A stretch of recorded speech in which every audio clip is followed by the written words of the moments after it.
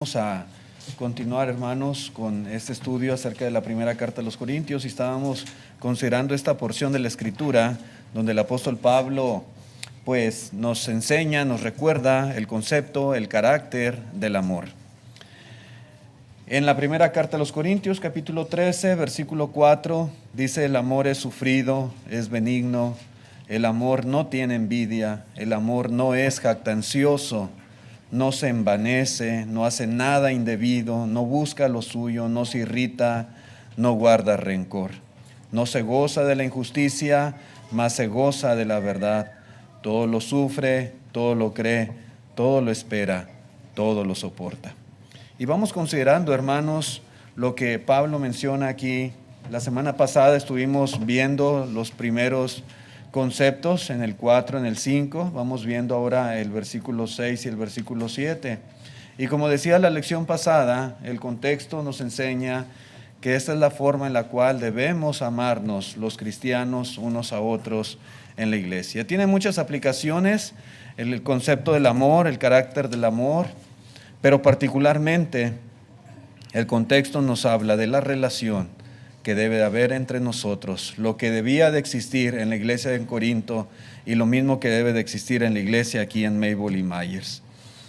Bueno, otra cosa importante que menciona aquí el apóstol Pablo en el verso 6, dice: no se goza de la injusticia, mas se goza de la verdad. ¿Qué quiere decir esto?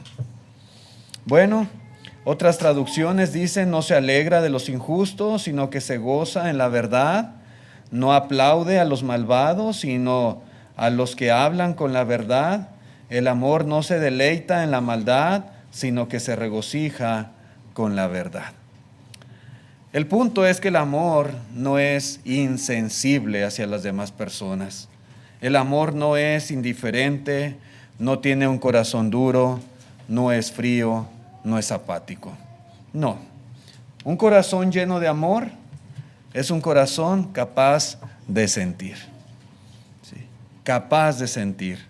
A veces alegría, a veces gozo, felicidad, satisfacción, o también a veces sentirá tristeza, pena, pesar, dolor, sufrimiento.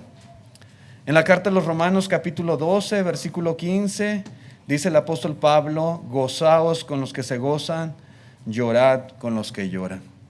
Cuando nosotros verdaderamente amamos a alguien, vamos a sentir, vamos a ser empáticos por la situación que aquellas personas amadas están pasando. Puede ser una situación de gozo, de alegría, de felicidad, o puede ser una situación de dolor, de tristeza, de aflicción. Pero sea una cosa o la otra, nosotros experimentamos también junto con él, junto con ella, sentimientos afines. Ahora, ¿qué dice el apóstol Pablo aquí? ¿Qué regula ese gozo? ¿Qué regula esa tristeza? Bueno, dice aquí Pablo claramente: la justicia y la verdad según Dios. Estas dos cosas, hermanos, son muy importantes en cuestión, ¿verdad?, del gozo o la tristeza que uno pudiera sentir. El amor, hermanos, no se goza de la injusticia. Dice aquí claramente, pero yo digo, ¿habrá alguien que sí se goce de la injusticia? ¿Habrá personas que sientan placer, que sientan gusto porque le va mal a otra persona? ¿Habrá quien se sienta feliz de que algo malo le suceda a alguien? ¿Habrá? Pues sí los hay. Sí existe, hermanos. Hay quienes se ríen y disfrutan de la desgracia ajena. Pero cuando hay amor, hermanos, no pasa esto. No. Hay gente, hermanos, que está mucho más interesada en saber y enterarse hasta con lujo de detalles sobre la desgracia de los demás que sobre su buena fortuna, o sobre las bendiciones que tiene, que le recibe, que el éxito tal vez que pueda experimentar. Y hay gente que tiene mucho interés de las cosas malas y como que disfruta que ese tipo de cosas sucedan a los que conoce o están a su alrededor. En Proverbios 24, versículo 17, dice la palabra de Dios, dice: cuando cayere tu enemigo, no te regocijes, y cuando tropezare, no se alegre tu corazón. Y está hablando aquí del enemigo. Si no nos debe de dar gusto con aquella persona tal vez que no nos quiere, que nos ofende, que se burla tal vez de nosotros o que nos ha hecho mal. Y si algo malo le sucede, no debemos, dice aquí, de regocijarnos o de alegrarnos. Mucho menos de nuestros hermanos en la iglesia, nuestros hermanos en la fe. No debemos. Cuando hay amor, hermanos, el amor no se goza de la injusticia. Un corazón lleno de amor es imposible que se goce de que a alguien le vaya mal, o de que alguien haya caído en algún pecado, o que se goce de los errores de los demás. Esa clase, hermanos, de cosas nunca producen gusto, alegría, felicidad. Por ningún motivo, hermanos, cuando hay amor, se experimenta gozo en la injusticia. La injusticia, la desobediencia, el error, la desgracia, por el contrario, siempre van a romper el corazón, van a lastimar el corazón de aquellos que de verdad han aprendido a amar. Cuando alguien está experimentando una situación de este tipo y nosotros le amamos, nos va a doler, nos va a pesar, nos va a afectar. Vamos a sufrir, hermanos, de ver a aquella persona que está padeciendo algún tipo de situación. Vamos a llamarle generalizando injusticia. Incluso, hermanos, también cuando se trata de las propias iniquidades, de esas debilidades de la vida, de esos a veces pecados secretos que nadie conoce sino solamente Dios, de esas cosas que a veces hay en nosotros, tampoco, hermanos, nos va a doler, nos va a pesar muchísimo. Nadie de nosotros debiera de gozarse de ningún tipo de injusticia en ningún sentido. Implica, hermanos, esto, no gozarse de ninguna acción, ningún daño que pueda sucederle ni a un hermano, ni a una persona a nuestro alrededor, ni siquiera a los enemigos, como acabamos de mencionar. Pero otra cosa que menciona aquí, este mismo verso y esta misma frase y expresión, es que el amor y la verdad están en perfecta armonía. Y como dice aquí el apóstol Pablo, el amor se goza de la verdad. Se goza de la verdad. Dice en Proverbios capítulo 23, verso 23, compra la verdad y no la vendas, la sabiduría, la enseñanza y la inteligencia. Los cristianos debemos aprender a comprar la verdad. Y el amor y la verdad van íntimamente relacionados, van de la mano. Sí, de la mano. El amor se goza, dice aquí, de la verdad. Muchos piensan que amar equivale a no decir la verdad. No hay que decirle la verdad. Pero ¿será esto así, hermanos? ¿Será esto amar de acuerdo al concepto de la palabra de Dios? Hoy en día decir la verdad es catalogado por muchos como un crimen de odio. Así lo dicen. ¿Pero será un crimen de odio? Si uno condena el pecado, si uno señala el error, si uno reprueba el mal proceder, muchos lo ven como una falta de amor. ¿Pero será esto así? ¿Es falta de amor? No, hermanos, no es falta de amor. Al contrario, falta de amor sería no decirle nada a la persona. Sí. Dice un himno por ahí que a veces cantamos, dice, tú sabías que andaba mal y nunca me hablaste de él. Eso sí es falta de amor. Sí. Pero a veces pensamos que no hay que decirle nada porque lo amo mucho y yo sé que está mal, pero como lo amo mucho, no le voy a decir. Yo sé que esa clase de vida que lleva no es correcta, pero como lo amo mucho, lo voy a dejar que siga así. No quiero herir sus sentimientos. Eso no es amor, ¿no? El amor se goza de la verdad. ¿Sí? Se goza de la verdad. El amor habla con la verdad. El amor te dice la verdad. El amor no tapa ni oculta la verdad, aunque para muchos no sea cómodo o no sea agradable. Eso es amor. El amor se alegra cuando la verdad triunfa. Así es, hermanos. Cuando una persona te ama, te dirá la verdad, se atreverá a hacerlo por tu bien, porque quiere lo mejor para ti, porque busca tu salvación. ¿Sí? Y cuando alguien no te ama, pues no le va a importar si no te das cuenta de tu error, ya que no le va a doler verte, que te vaya mal, que fracases, porque simplemente no quiere tu éxito. Va a decir, qué bueno que va por ahí, va mal, pero que vaya mal. No te ama. Sí, no te ama. El amor no se goza de la injusticia, pero sí se goza de la verdad. También dice el apóstol Pablo que el amor todo lo sufre, todo lo cree, todo lo espera, todo lo soporta. Y enfáticamente dice todo, todo, todo. ¿Qué querrá decir todo esto, hermanos? ¿De qué habla este versículo 7? ¿En qué sentido lo dice el apóstol Pablo? ¿Cuál es su punto aquí en esta explicación acerca del carácter del amor? ¿Acaso el apóstol Pablo está diciendo que estamos obligados a soportar y sufrir todas las cosas, aún las cosas perversas, aún las malignas, aún las malintencionadas? Porque ahí dice, todo lo sufre. ¿Será así? ¿Está diciendo Pablo que debemos de creerlo todo, que si alguien viene a nosotros y nos dice algo, estamos obligados a creerlo siempre? Porque dice todo lo cree. ¿Está diciendo Pablo que todo lo que uno quiere y desea siempre lo debe de esperar? Porque ahí dice todo lo espera. Evidentemente, hermanos, no es así. No es así. Y la palabra de Dios no se equivoca. No pensemos que ese es el punto en particular. A veces nosotros nos equivocamos, pues no es la palabra de Dios. Por lo tanto, conviene entender el sentido correcto de las palabras.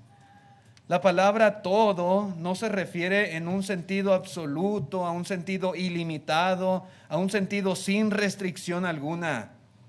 No es así. Sino que debemos entender que aquí todo, sí, pero dentro de los límites de la voluntad justa y paciente de nuestro Dios. Dentro de la voluntad de Dios, hermanos, por supuesto que sí, todo lo sufre, todo lo cree, todo lo espera, todo lo soporta.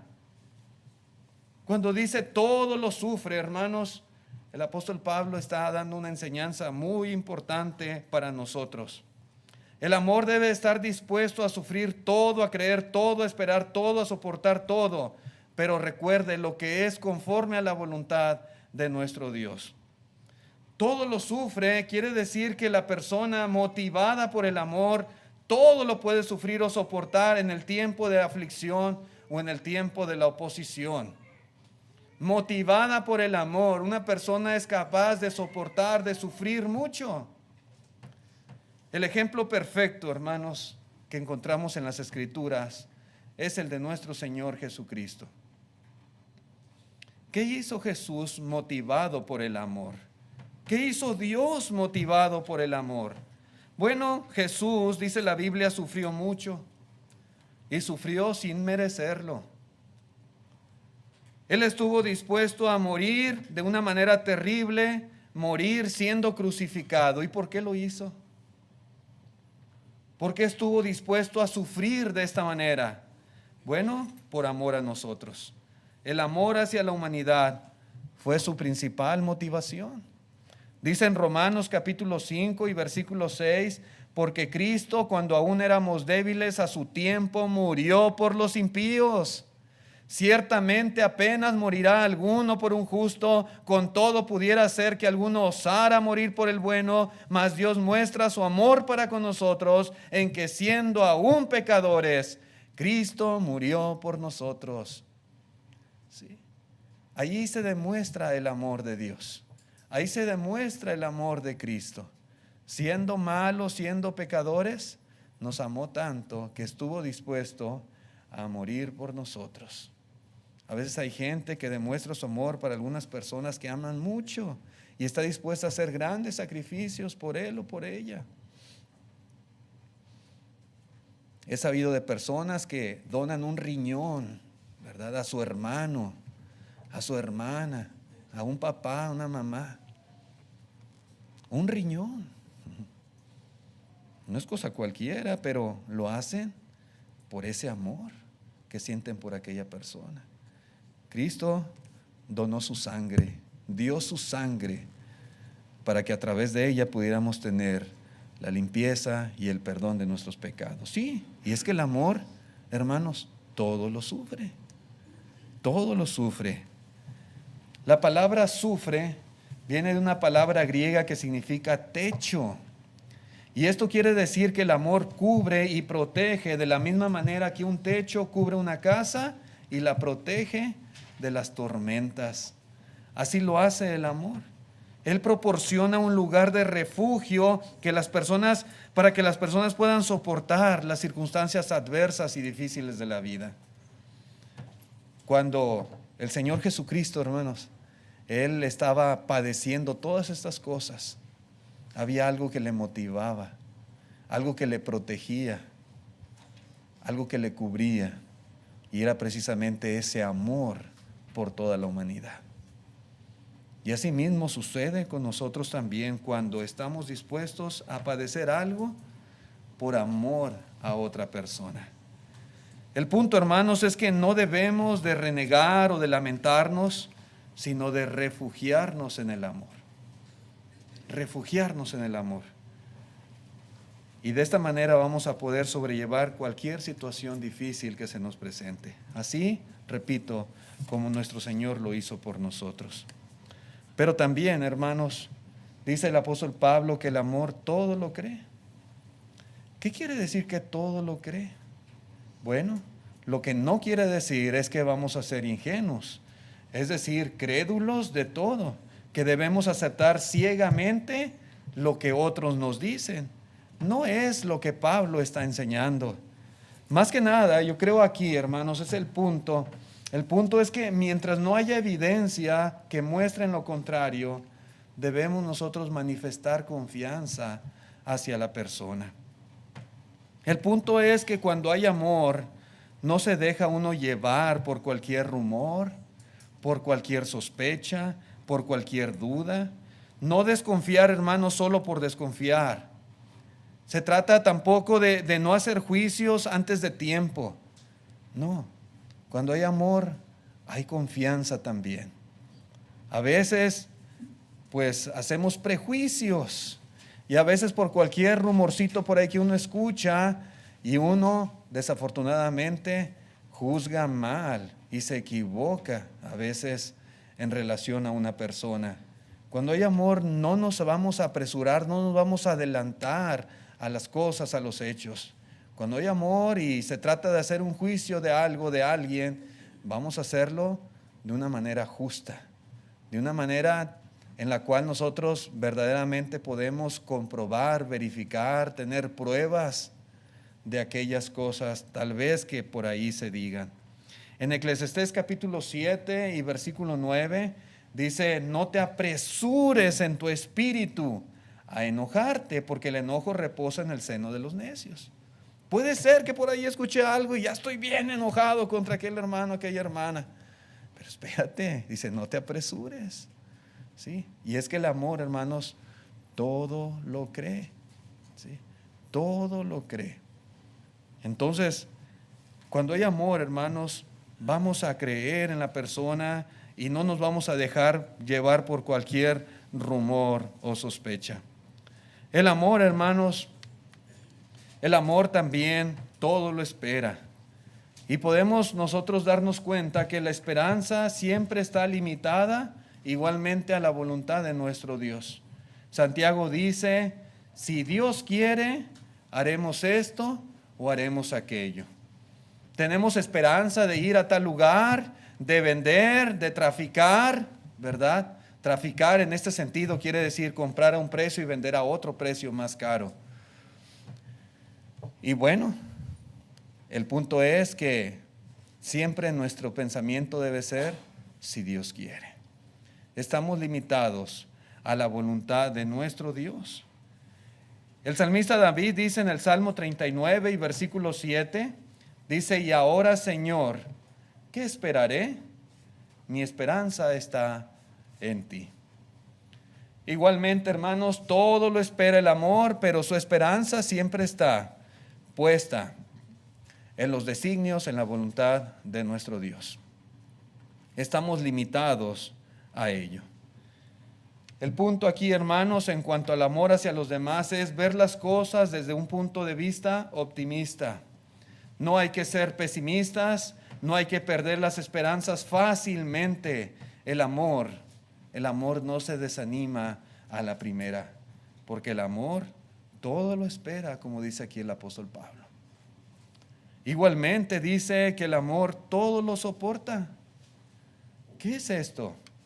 Quiere decir que el amor no desiste, el amor no abandona, el amor no se aleja, sino que persevera hasta el final a pesar de las circunstancias. Eso quiere decir, está dispuesto a soportar. El apóstol Pablo es un ejemplo de esto. En la segunda carta que escribe a Timoteo, en el capítulo 2 y versículo 10, segunda carta a Timoteo, capítulo 2, versículos 9 y 10. Dice: en el cual sufro penalidades, hasta prisiones a modo de malhechor. Él no era un malhechor. Él no estaba en la cárcel por haber matado, por haber robado, por haber cometido algún delito, pero como si fuera malhechor, estaba en la prisión. Dice: mas la palabra de Dios no está presa.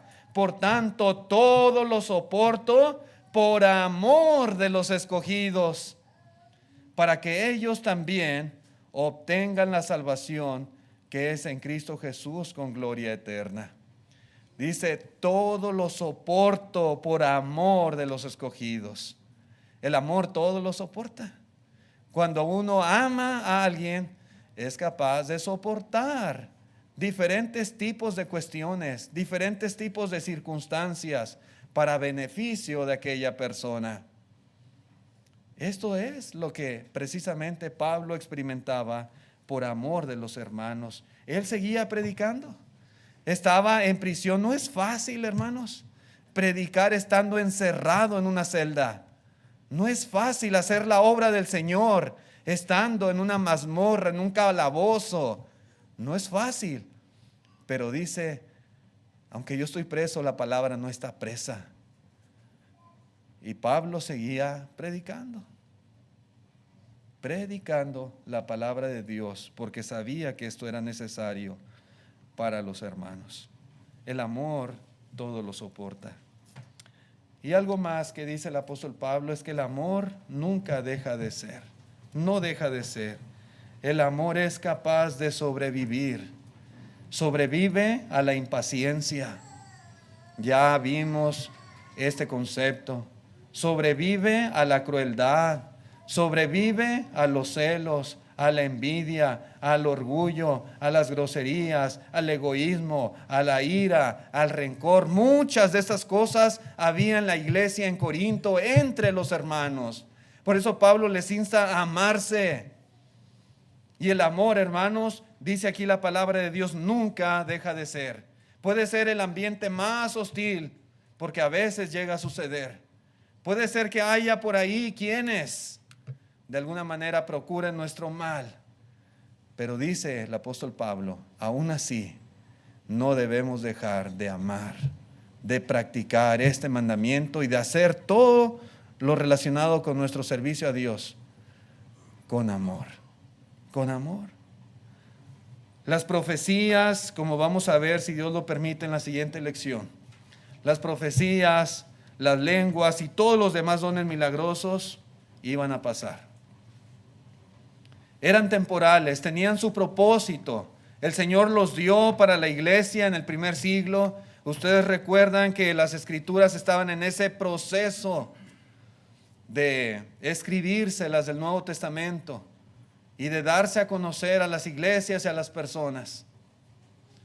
Por lo pronto, las lenguas, la profecía y estos dones estaban haciendo su trabajo en la iglesia del Señor, para edificación de los cristianos y también para confirmar la palabra predicada. Y aunque todos estos dones eran temporales, el amor, hermanos, dice Pablo, el amor nunca dejará de ser. El amor no es como los dones, no es como las lenguas, el amor no es temporal, el amor es para siempre, para siempre. Incluso, hermanos, cuando Cristo venga, aún la fe y la esperanza se acabarán. La fe dejará de ser fe y se convertirá en conocimiento. Ahorita andamos por fe, y creemos en cosas que no hemos visto. Estamos convencidos y persuadidos de cosas que el Señor ha prometido y que aún no hemos recibido. Pero esa fe se convertirá en conocimiento y experimentaremos en cuerpo propio el cumplimiento de todas estas cosas y promesas que el Señor nos ha dado. ¿Y la esperanza? Andamos en este mundo y la esperanza es el ancla de nuestra fe. Es la motivación que tenemos para seguir adelante en esta vida. Y todos tenemos esperanza. Y nuestra esperanza no es para esta vida nada más. Dice el apóstol Pablo, si esperamos en Cristo solamente para esta vida, somos los más dignos de conmiseración, de lástima del mundo. Pero nuestra esperanza no es para esta vida. Nuestra esperanza es para la eternidad, para la vida venidera. Pero un día esta esperanza que hoy tenemos, que hoy nos motiva, se va a convertir en realidad. Así que la fe y la esperanza dejarán de ser, pero el amor no. El amor va a permanecer. Aún en el cielo, hermanos, será ese vínculo perfecto. Como debe de serlo aquí en la tierra, aún más perfecto será allá en el cielo. Este vínculo llamado amor. Por toda la eternidad, hermanos, el amor permanecerá. Porque Dios es amor. Y porque nosotros de la misma manera debemos amarnos como Dios nos ha amado a nosotros. Así que el amor todo lo sufre, todo lo cree, todo lo espera, todo lo soporta. El amor nunca deja de ser.